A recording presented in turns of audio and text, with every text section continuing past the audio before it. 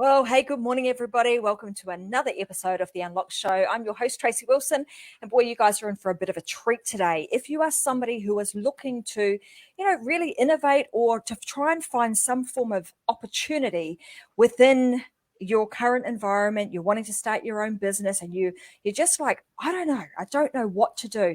Well, today's show is absolutely for you because my guest today is an absolute expert in being able to find often those ideas, those concepts, and those opportunities that are actually just hidden in plain sight. They're right there, right in front of you, but sometimes you just can't see for looking. So my guest today, Bruno Pesec, all the way from Norway, is going to share with us how the heck do we do that. So we're going to dive a little bit deep. We're going to be talking about, what opportunities do exist. But before we kind of dive into all of that, let me tell you about Bruno because, today's show is going to be full of enthusiasm because he's an absolutely enthusiastic individual. His expertise and his quick wit are going to be sure to kind of have you guys at the edge of your seats. He's going to be both entertaining and educational, which is always a wonderful thing, right?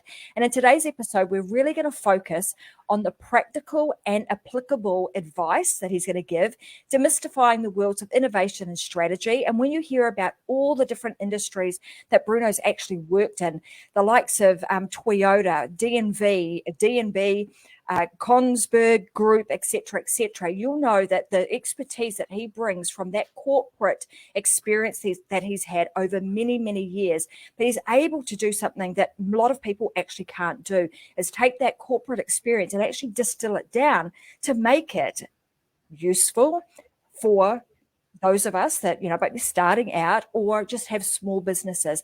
How do you actually take those concepts and ideas and make them applicable to, just a small business? So that's exactly what we're going to be doing today. Like I mentioned, he has been involved in many, many innovations over the years. Some of them have been very, very successful. Some, sometimes we fail, but he's managed to be able to take all of those things, be able to understand where the problems were, why particular projects failed, and he's now able to pinpoint them and actually share all of that with his listeners and with all of his clients these days so that they are able to navigate this process really, really simply. So welcome to the show, Bruno. It's fantastic to have you here, and I'm really looking forward to this conversation. I love innovation. Tracy, so happy to be here. You made me blush, so thank you for that. Yeah. You're welcome. Well, it's great to have you here. Like it's often, on the show because of time zones and stuff, it's often difficult to get people in your neck of the woods to be able to come on shows like this. So I'm, extremely grateful that you've got up super early to be able to get on the Unlocked show and be able to share your expertise with everybody. So let's start here. Let's kind of go back a number of years, and maybe you could tell us a little bit about your background and how have you actually got to be where you are today, actually helping people to innovate in their businesses. How is that all come about? Yeah. So that I don't go way too far. Let's start with university. So I went to university to study engineering, and while I was studying, I was applying for scholarships, and I was always obsessed with practical application. Engineering is practical in itself, but obviously when you go to university, you're learning a lot of theory, and that is how I won a scholarship from Kongsberg Group, which is a Norwegian manufacturer that's present all over the world. They're also present in Australia, or were present in Australia at least a few years ago. And that is how I actually got to start working as an engineer in defense industry. And I worked on some very, very challenging projects. And one of them was those success/failures that actually triggered me to start inquiring deeper into innovation space. What basically happened is we had a customer that asked for what he believed was impossible. And we, as a team of young engineers, we were up to the challenge. We said, we're gonna give you that. We're gonna pull no levers, to reach that destination. So we had wild experiments. We went to the shop floor. We made a lot of prototypes. They were total nightmare to manufacture, but we managed to make a product that was absolutely best in the market. It was actually so good, no customer believed us it was possible, and no one wanted to buy it. And to me, back then, it hurt my ego, but it also made me reflect. It was like, why is this happening? I mean, we made the amazing, the impossible. Why is no one buying it? And that is when I started going deeper into the world of innovation, realizing from my painful lesson that it's not just about product. It's not just about technical side, but it's also about marketing, how people talk about value, how people understand value, how people interact, how word starts to spread, how businesses actually work. And that is how I started going deeper and deeper into the business of, not business, into the world of innovation beyond just the product, but the whole business. And since I've been curious kid ever since the beginning, sometimes it gets me into trouble, sometimes it helps me learn better. But from that moment, it just got crazy for me. I managed to travel the world, Australia included, doing businesses with both large businesses, and that is what I focus on. But I worked with thousands of entrepreneurs across the world as well, because the worlds of entrepreneurship and innovation are tightly interwoven. So I like to say that I had good luck of being at the right places at the right time. Of course, I was ready to exploit the opportunity, but I did have some luck in my life so far. Well, that may well have been the case. And some could say, hey, people are just lucky, or you've created that, right? Like, it's, for most, it just doesn't fall out of the sky. You've actually had to do something to get to where you are today, which is kind of cool, because you've, being that curious kid and wanting to know more about it. Well, how does that work, and why has that been the case? And I suppose having that failure early on, and this is one of the things I think a lot of and I'm interested in your opinion here too, is, a lot of entrepreneurs, it's like, oh, I'm scared of failure, I don't want to fail. When in fact, failure can actually be the biggest gift we can get, particularly if you get that early on. Because like you say, it kind of, might have bruised your ego a little bit, but might have brought you back down to earth, and also enabled you to really sit back and think, why did that not work? And had you not had that experience early on, then, maybe the way that you look at things now might not have been shaped in the same, in the same way, Yeah. which is. So I completely agree. And the failure is fascinating. Especially because like all the things that become popular, like failure also became popular, especially in the startup and entrepreneurial ecosystem. And I think it got a little bit perverted. Like it isn't just about failure. First, we have to recognize that there are different types of failures. If someone dies because of your or someone's failure, it's not a good failure. We really don't want to go into that direction. Where failure becomes useful is if you're able to learn something from it. So what I would suggest to every entrepreneur is, first, whatever idea you might have, or you're thinking about something, think in terms of what's the worst that could happen. And then when you figure out what's the worst that could happen, figure out, are these things reversible or irreversible things? Like if I break my front door, I can fix it.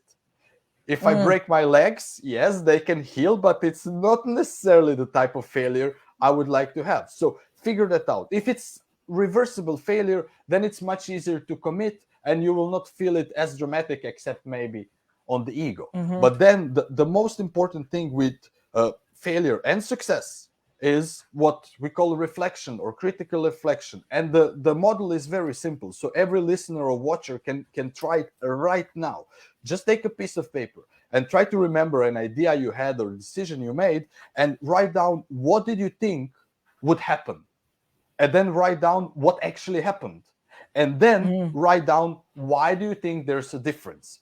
People do that for failures once they realize it's about reflection, but they rarely do that for successes, which is sometimes more important. So let's say, let's go back to school time. If you went to the exam and you thought you would get a bad grade, but you got the best grade, that is also a trigger for reflection. Why did you think you would get a 3, or I don't know, is it the letter system in Australia? Why did you think you'd get 3 or C, but you get A or 5? The same is in business. You thought your product wouldn't be a success, but look, the whole neighborhood is buying your service. Why? Why did you think it wouldn't succeed, and why is it succeeding? These reflections are something you should be doing regularly, and just have. Well, I don't have a notebook right next to me. It's in different room. Yeah, that's perfect. A notebook. Exactly. Always have a notebook. It doesn't have to be fancy. Forget about all the fancy IT systems, all the notebooking applications that have popped up in the last years that always come with a subscription. You just need plain old paper, one page to capture everything I just told you. If you keep doing that, for every idea you have for few years, even for a few months, you will become much better entrepreneur and much better as a person as well. Because what happens when you go back and you start going through your notes, through your pages, you will also have a conversation with yourself, and you will realize, okay, these things I'm a little bit blind on that side, so I need to pay extra care for this. To me, that's very helpful. I've been doing that for, well, now more than 10 years. I have like stack of notebooks, and I don't often go through them, but from time to time, I will take them and I'll start skimming through them, and I will see, oh, listen, this thing repeats again and again and again. I need to pay more attention. That is how I actually came to a lot of things that I share with others, because I say the position I take is, this is from my experience and from my practice. I share it with you. I don't share it as the ultimate truth, but something that I've seen again and again and again. So maybe you see it as well. Yeah, Does you that can make see any the sense? patterns, absolutely the patterns and the habits that you've formed over time. And like you say, you can then be more self-aware of, okay, when I see this again, I need to either avoid this or I need to do more of that, which is going to obviously expedite your growth and your pathway to success. One of the things that I suppose I've got so many questions about this whole innovation piece, because it's an exciting place to be in, right? So, and one of the things that, like I mentioned earlier, in this current environment, there are a lot of people that are leaving their corporate jobs. They're moving on to, or they're looking for something else. They want to create their own business. They want to become their own boss. They want to be an entrepreneur. But they often are like, I'm not sure how to do that. What should I create?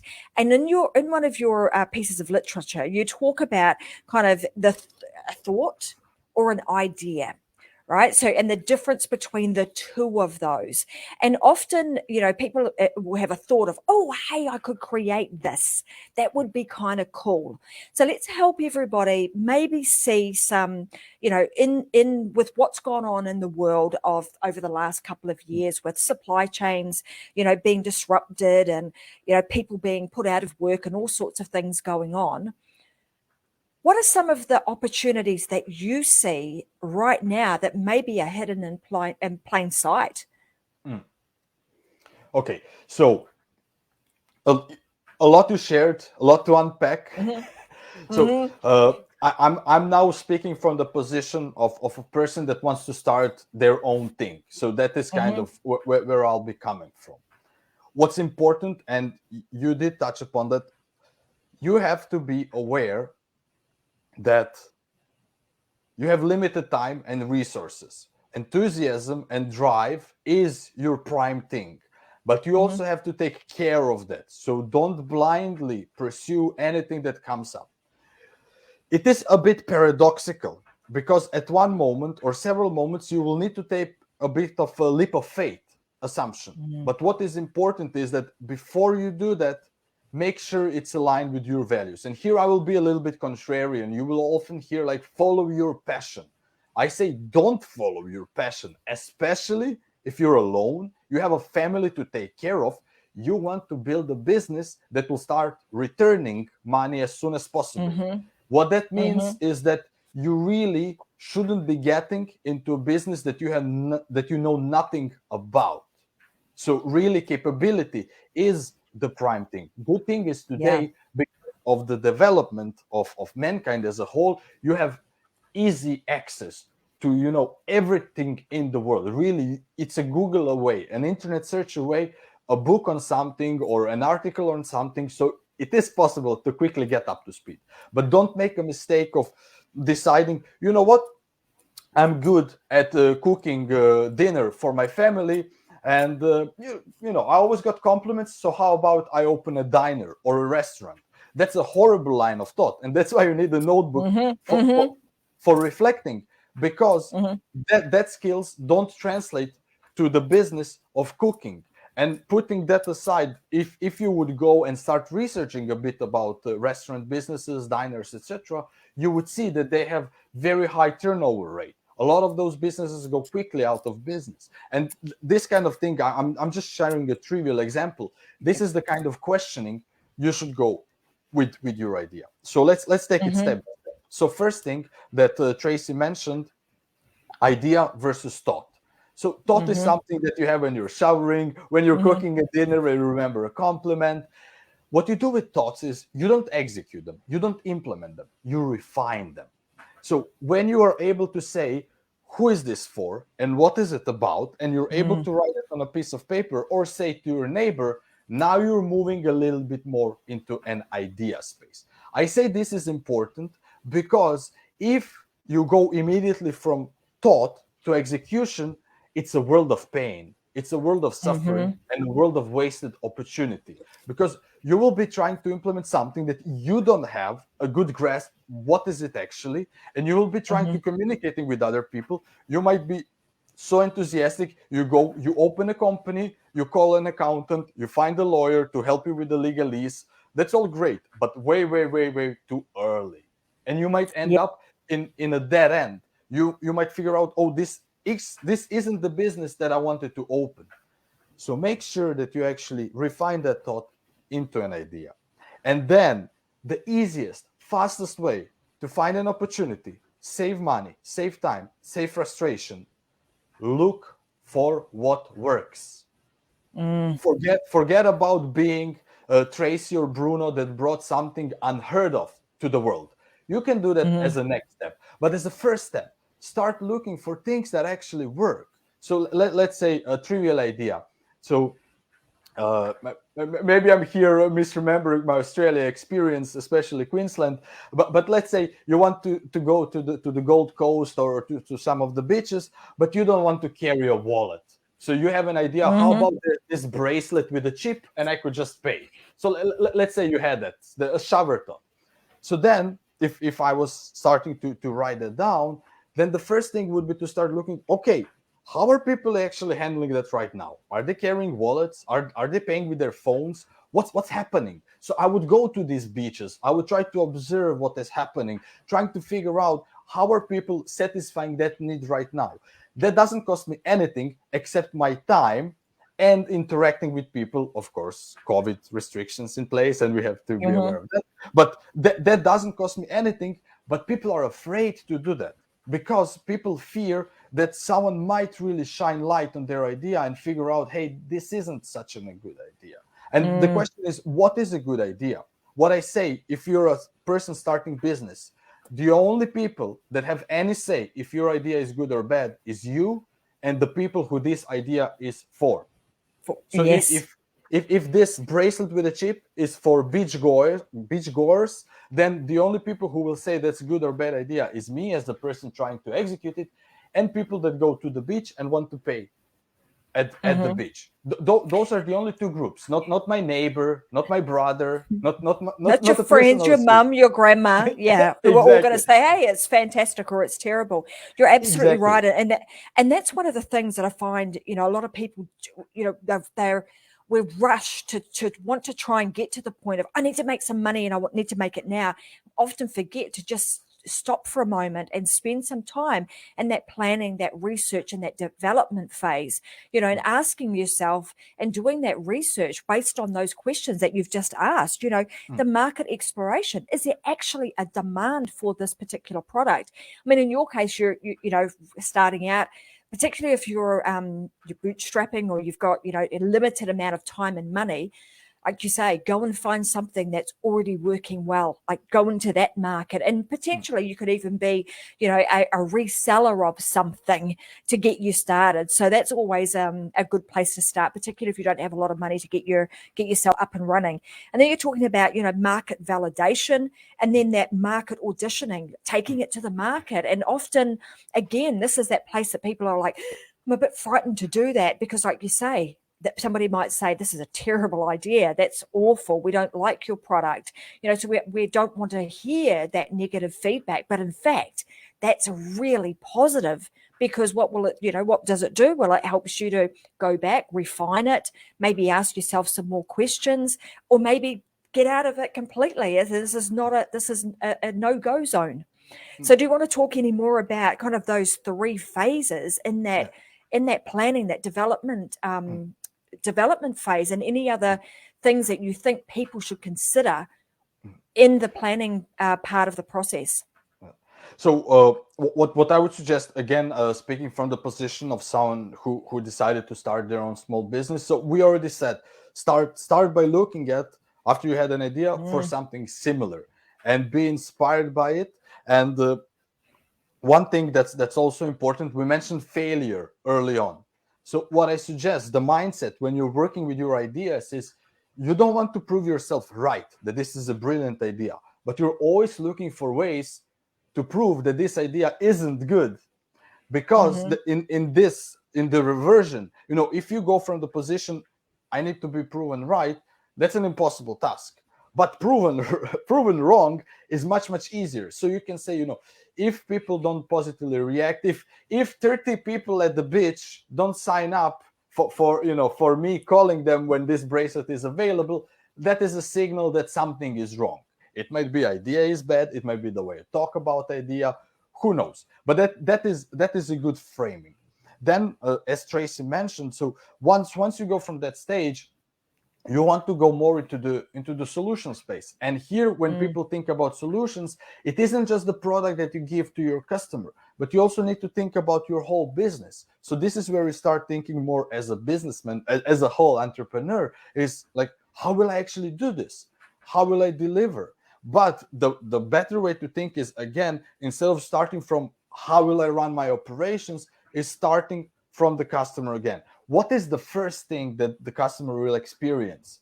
Is it your website? Is it a phone call? Is it someone on the street? Like, how will they hear about my product?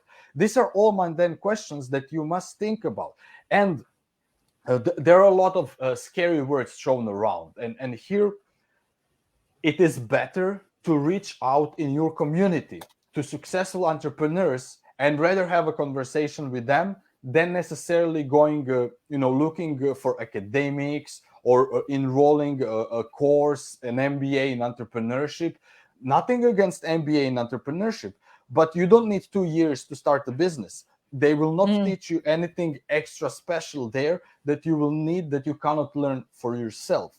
And I also caution you, when you start looking up things online, don't get paralyzed. So you find the guide, then you feel overwhelmed. Like, the questions I'm sharing here right now are the things that you need. And the way you answer them, you can answer them in 1 day or in 1 year.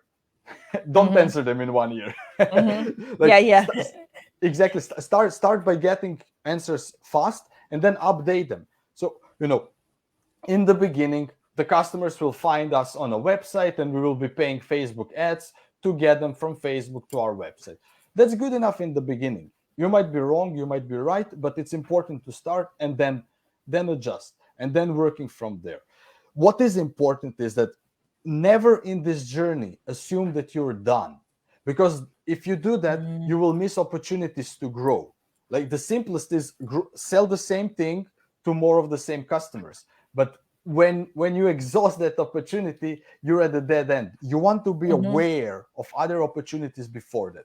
And the easiest way to do that is both to speak to the existing and future customers continuously, having a conversation, figuring out how are they using your product.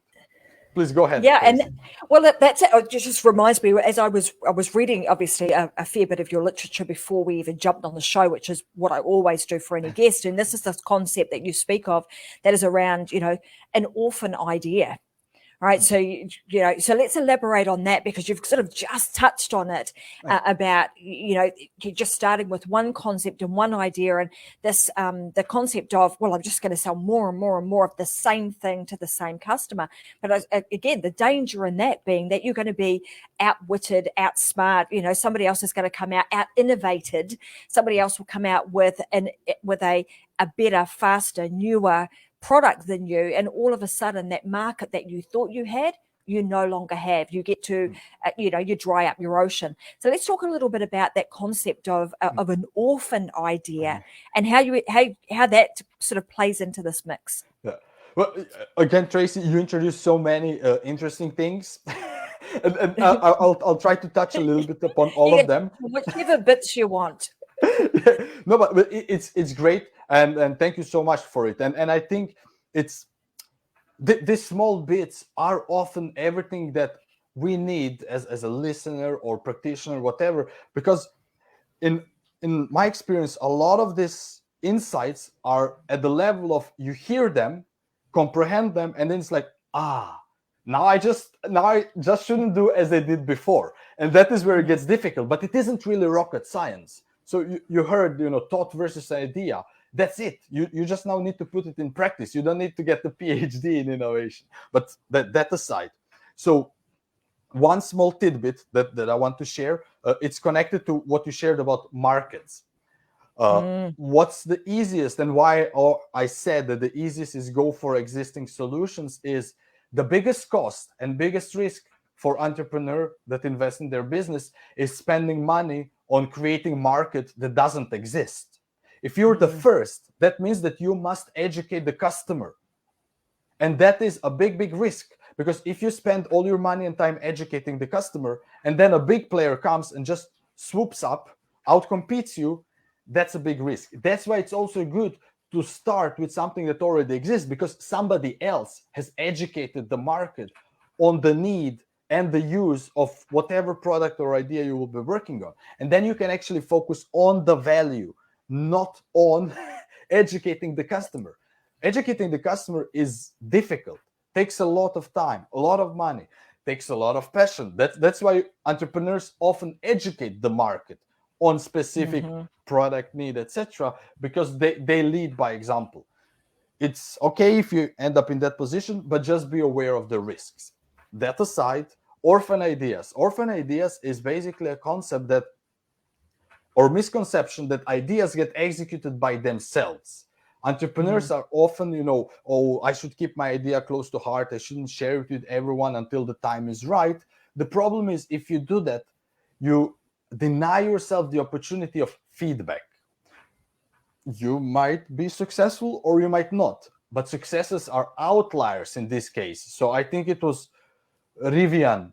So Rivian was 10 years stealth startup that now iPod to, and it's more valuable than General Motors and all the car manufacturers. Okay, not all of them, but you get the idea.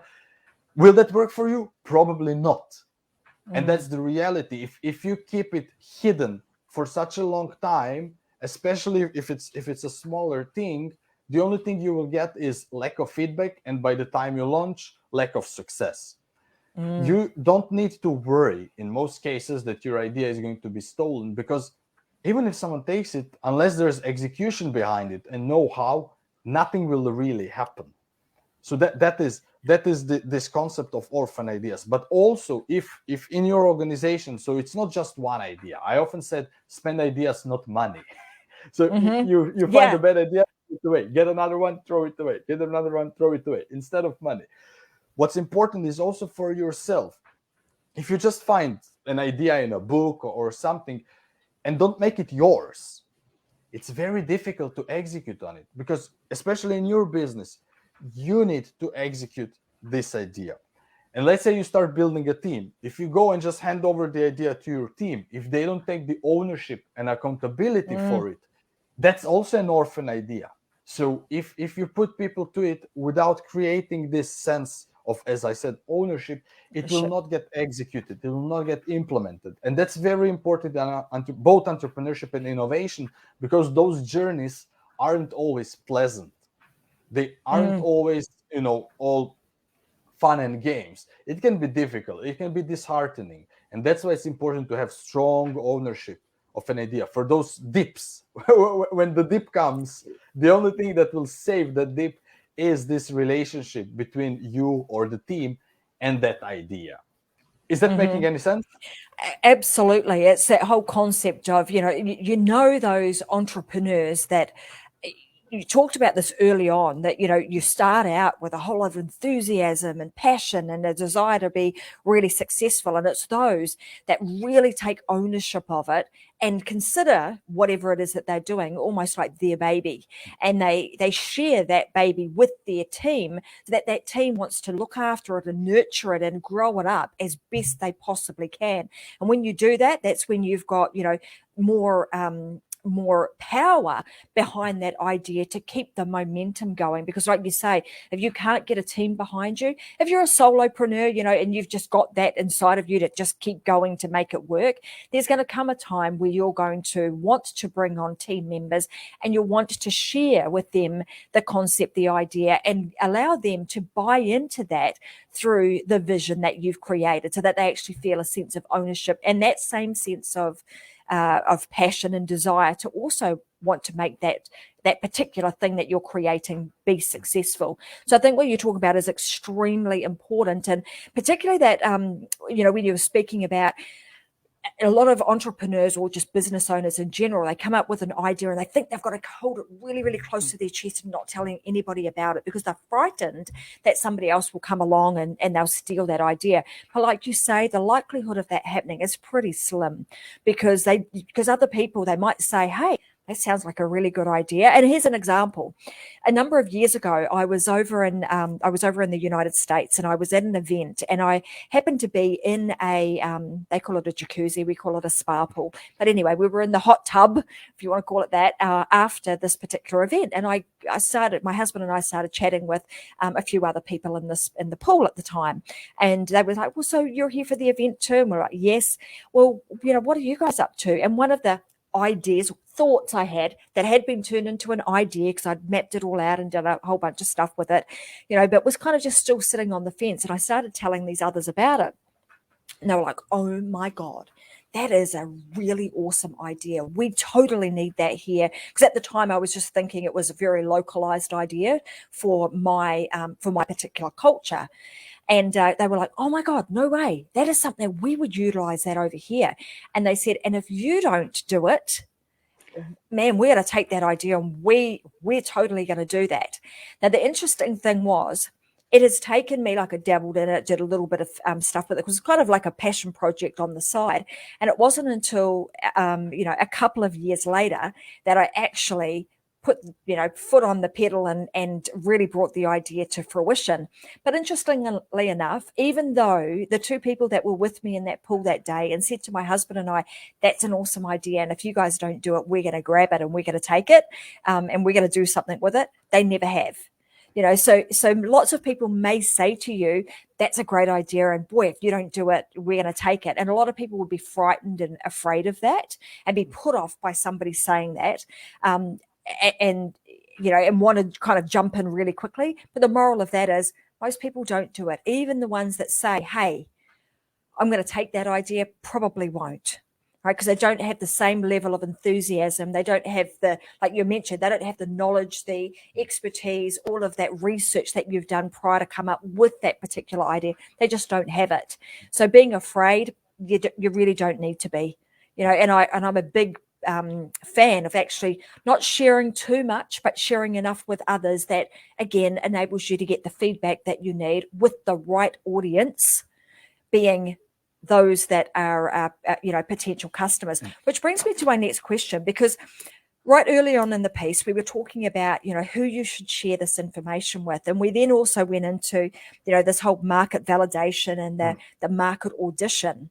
And you mentioned that the only people that you should really be interested in hearing their opinions or their feedback from are those people who are actually going to be customers, right? Meaning they're the people that are going to put their hand in their wallet, pull out their credit card or pull out some hard cash and actually hand it over to you and pay for the thing that you've just spent, a whole lot of time, sweat, tears and effort into creating, which, and for a lot of people, they don't always see it that way. They'll think that, okay, I've got a customer base that I can go to.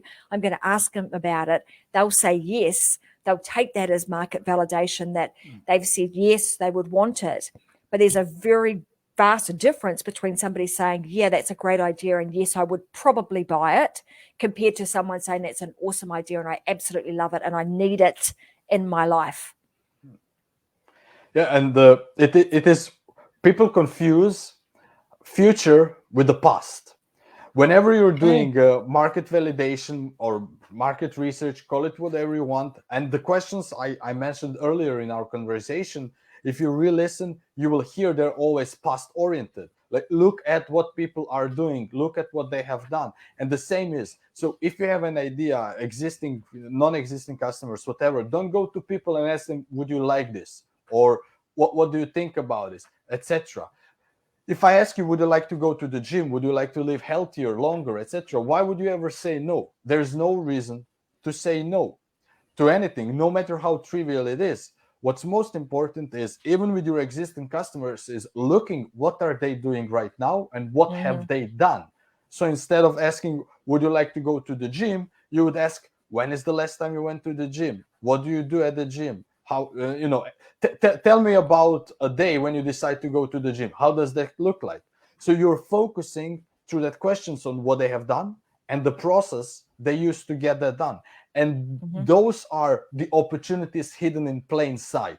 People, if you repeat the same questions with multiple people and you start noticing patterns, like, oh, they have trouble motivating themselves to get to the gym. If that is in every conversation or in a majority of conversations, bam, here's an opportunity for me. And now you're thinking, what can I do to actually solve that problem for them?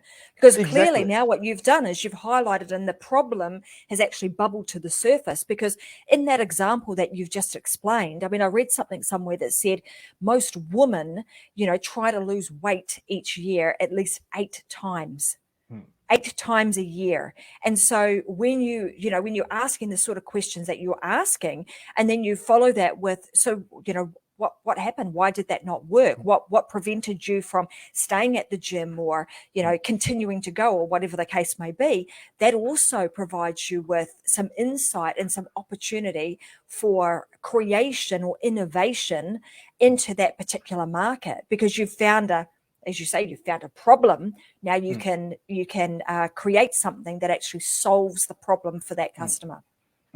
Absolutely. And what I also invite you is, don't stop at one. So have these conversations, as I said, continuously, and identify many, many pain problems, because this will sound maybe horrible, but not all problems are worth solving. What I mean by that, not all problems are worth solving by you. You might discover a problem that is very important, but you don't have capabilities, skills, or interest to solve that problem.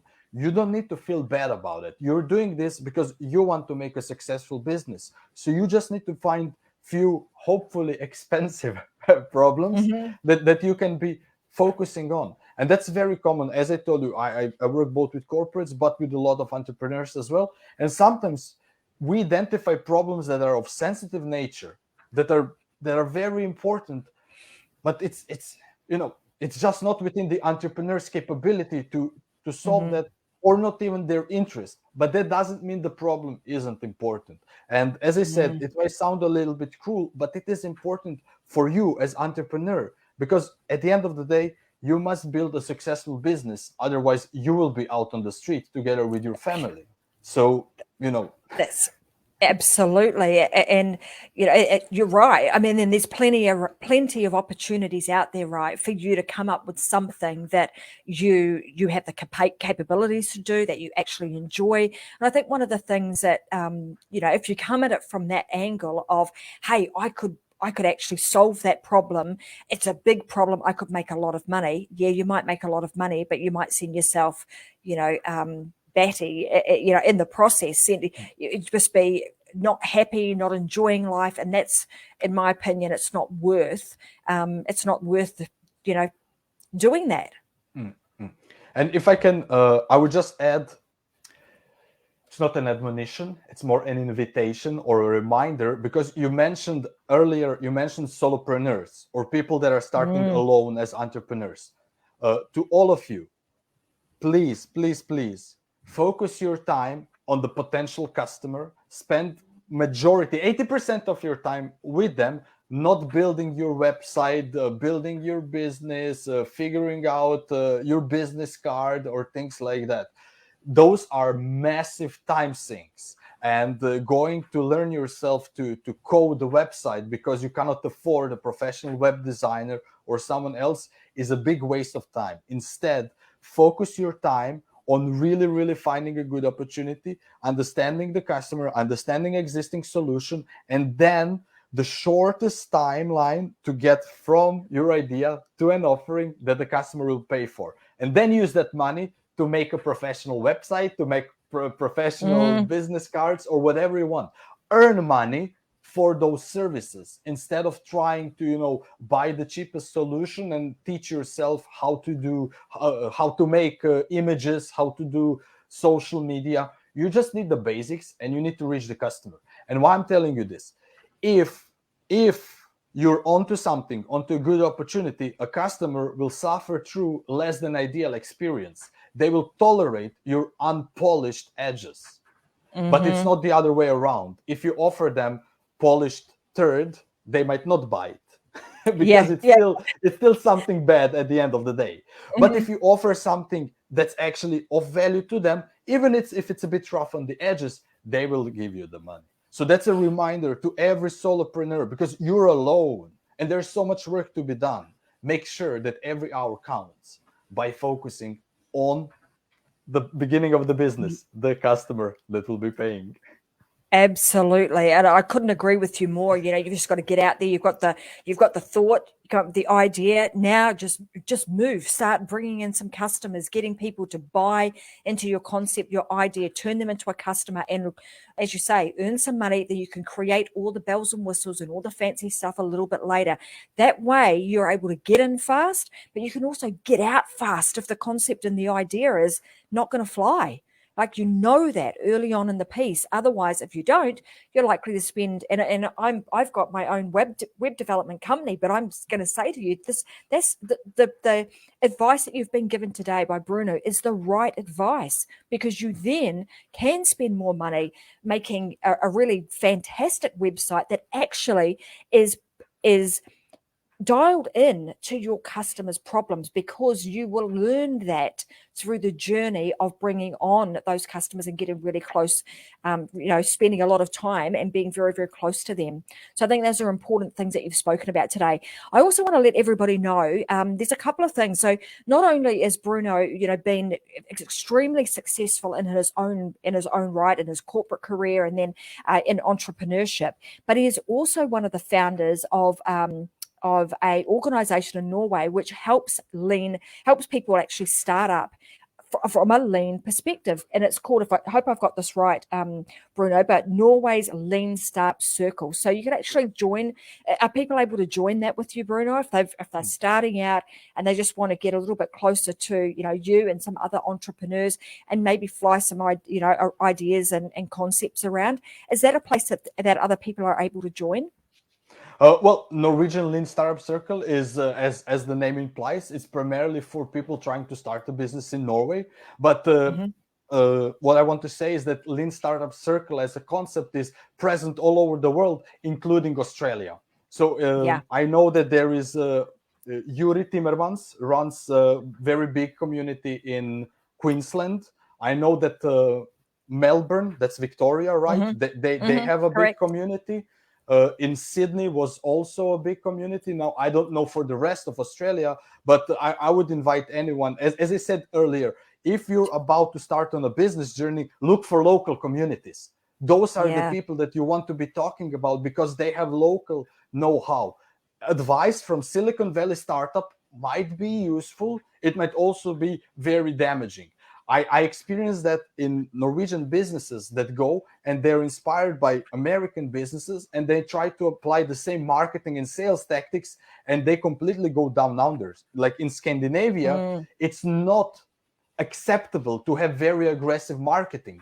It's not acceptable to be like American style hustler. That's respected in USA, but is not respected in Norway. It's a way to lose customers, for example. And the same might apply to Australia. And that's why I say, if you're starting a business in your local area. Start with people that have succeeded in your local area, because then you will get advice. Might not be as perfect as you would get from a consultant or a top head expert or something like that, but it will be very contextual, and that is sometimes more valuable than having a top thought leader in, I don't know, entrepreneurship being your advisor, who will give valuable advice but will also be at a bit generic level. And that's sometimes, to get what we said earlier, to get the fastest to money and value, is all about contextual advice, local focus. Now I went in all directions. Sorry, Tracy. No, that's actually a really, really good point, because I think that's one of those questions you need to ask yourself, like early on in that development and that planning phase, is, so who is my customer, but also what market are they in? Is it a local market? Because if your market is in America, for example, well, for sure, you might go and get some advice from and you're based in Norway, or you're based in Australia like me, and I'm selling to the American market. Well, I may need to get some advice from an American who is on the ground, who understands the buying psychology of the local people, because that is also very, very important. And I think the point that you are making is, like, you can't just take a concept or a marketing tactic or strategy from one particular country and necessarily drop it into another, because the market is may not be ready for that, may not respond to it in the same way, because we come across, like, using your words, being the hustler and a bit more aggressive, which is not the sort of thing. If you took, say, something like that out of America and dropped it into the United Kingdom, well, that just doesn't fly with them. They don't like that type of, and Australia is pretty much the same. Coming at it from that real hustle, sell mentality, it just does not bode well here in Australia. Being a lot more down to earth, a lot more inclusive, works a treat here. Absolutely. And I actually just remembered an example. It's actually an Australian startup developing, they're gamifying cycling routes. On obviously you have it on a phone, you load it up, so it's not just leading you a trail, but you can also, if you hit that speed, you get some points. And fascinatingly, they decided to start with Tokyo, out of all the places in the world. And what you just said, Tracy, then it doesn't matter what's your experience like in Australia. What matters is how people in Tokyo ride their bicycles, how people in Tokyo put phones on their bicycles, what they think about things, and things like that. So once I highlighted that, then it was really easy for them, because, again, sometimes you need someone to hold that critical mirror, and then you go, oh yeah, of course, that's obvious. Yeah. we really should do that. And then it really becomes as trivial. That was before the whole world went into lockdowns. You just hop on a plane. I mean, you invest a bit money to hop on a plane, go to Tokyo for a week, things like that, and understand what are people doing. And then you can go back to your hometown and continue working. And it's really important. Context is king. So that is, again, a reminder to all the listeners and watchers: be aware of where's your business in. Yeah, absolutely. Well, look, I know that we could continue this conversation on for hours, because innovation is such an interesting topic, to be talking about. And so I want to make sure that everybody knows how to find more of you, where they can go to. And I know that you've got a couple of things available for them, one of which is a really simple downloadable ebook, which really goes through some of these questions that I've been asking of Bruno today, but in a lot more detail. So I want to make sure that you guys are able to get a copy of that. And if you head on, you're going to see it come up on the screen in just a second. So if you head on over to www.pesec.no, so PESEC.no, have I got that correctly? Absolutely. You'll be able to go to Bruno's website and you'll be able to download that document. And of course, if you want to follow him, where's the best place on socials that our viewers and listeners can follow you, Bruno? Well, I'm actually, the only social media I'm active on is LinkedIn. So feel free to connect there. I'm really open to everything. And as Tracy said, on the website, you will find a lot of things. What I decided early on is, I want to share my experience. I'm sharing it primarily for myself to learn also how to share and communicate, but also because of the others. And I share it not as the ultimate truth, but here is from my experience. This is what I've seen work. This is what I've seen don't work. If you can use it, I'm happy. If not, well, it's short enough that you didn't waste your time. Feel free to reach out at any moment, and also feel free to reach out to Tracy. She will know best. If you can't find anything about me, she will know best. And she can help you herself. Thank you so much. Well, you guys all know where to find me. So you just head on over to tracymwilson.com. You can find a whole lot of downloadable documents there too. I even, in the show notes of today, I'll make sure that we've got, Bruno's links. And also I've got a couple of documents that I think will be really useful in this conversation about innovation, which are 8 questions that I often go through and ask myself before I start, working on any kind of project. So I think that will be useful for everybody that's listening today. But I want to say thank you so much, Bruno, for getting up super early and jumping on the Unlock Show today and sharing all of your lessons, the things that you've learned, because, it takes a really great person to be able to do that. A lot of people are afraid and scared to share, your wins, your losses, and some of the things that, maybe you would have done a little bit differently. So I love that. I love the fact that you do that so openly. So thank you very much for being a wonderful guest today. And, you just never know. We might have you back again as a guest again sometime on the Unlock Show, and we can talk a little bit more about innovation and what's going on in your world at that time in the new year.